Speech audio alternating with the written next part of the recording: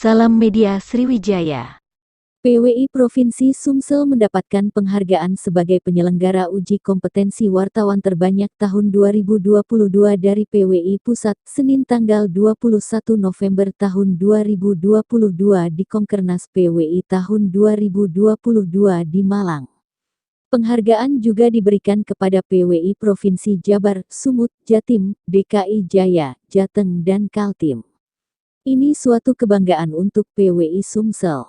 Kita pengurus PWI Sumsel sangat konseren dengan mutu dan kualitas wartawan di Sumsel, kata Firdaus Komar.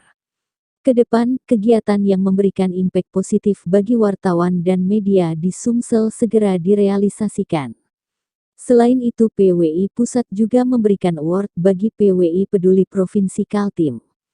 PUI Provinsi Bali turut diganjar penghargaan karena sukses menggelar CAJ 2022 dan PWI Jatim, PWI Kalsel, PWI DKI dan Sultra sebagai tuan rumah HPN.